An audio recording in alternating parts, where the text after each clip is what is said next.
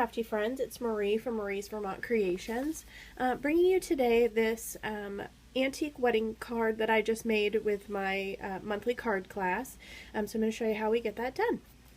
So we're using a card base which is your standard A2 card in crumb cake, and I've adhered a length of lace that I had on hand.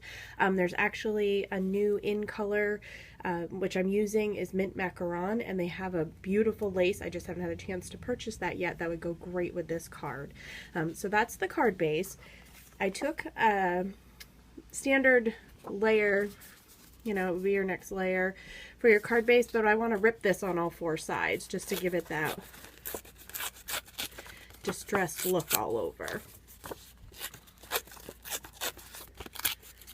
And I apologize, I am suffering from a lovely spring cold. This has not been the warmest or most delightful weather. As you can hear, probably it's pouring outside. So then we're going to be using, I'm going to be using the hearts from the Perpetual Birthday Calendar. Any of these would work if you wanted to do them in a different color scheme, or you wanted to do, somebody in class did the little leaves and somebody had done one with the butterflies. However you want to do it, but for me I chose to do the heart since I wanted it to be a wedding card. But what I'm going to do is use the new in color Tip Top Taupe, but I am going to stamp off first before I put it onto my white cardstock. So you ink it up, stamp it onto your scrap paper, and then stamp it onto your cardstock. That gives you just a lighter version of that color. So you're going to do that and just randomly stamp it all over your piece of paper, turning it and doing it from different directions.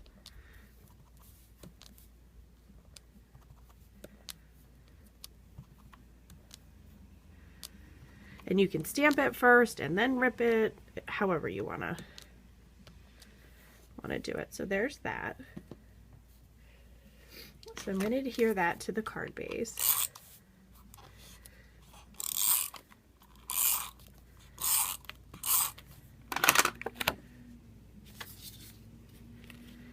I'm covering some of the lace a little bit. Just put that on there. And then using the Petite Pears stamp set, I'm going to use for the new Mr. and Mrs. And I've pre-punched with the decorative label punched on Whisper White cardstock. So I'm just going to stamp that in the new mint macaron color. Let me show you the lid of it. It's mint macaron. Some people are saying mint macaroon, but to me that would be two O's, so I'm going to go with mint macaron. If anybody finds out I'm wrong, please let me know.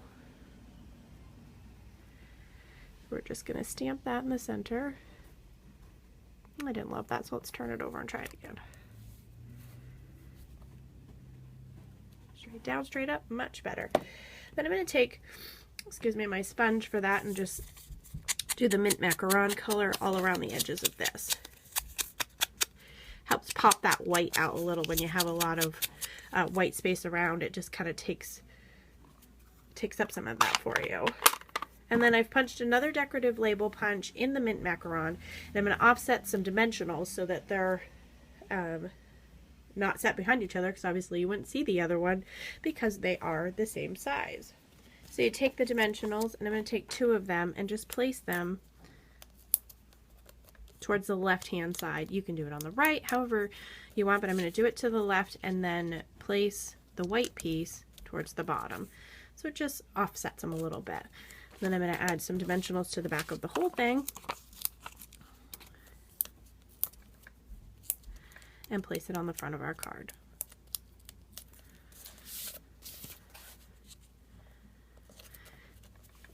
Now I am using an embellishment from the Sweet Dreams Designer Series button stamp set. Unfortunately, this has retired, but I really like this little heart here.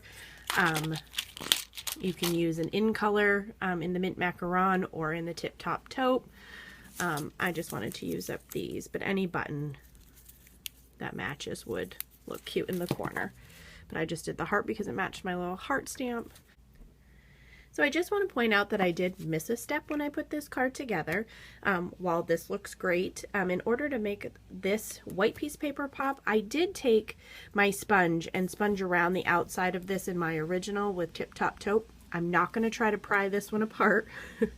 as I've adhered it down, to do that, I could probably, I'll find a way to get the rough edges to be inked up, but I just wanted to show you that if you take your sponge and do the outside of this, it gives it that antique distressed look. So I hope you enjoyed today's project. You can visit me at Marie's Vermont Creations for written directions or to order supplies that you need from Stampin' Up. I hope you have a great day.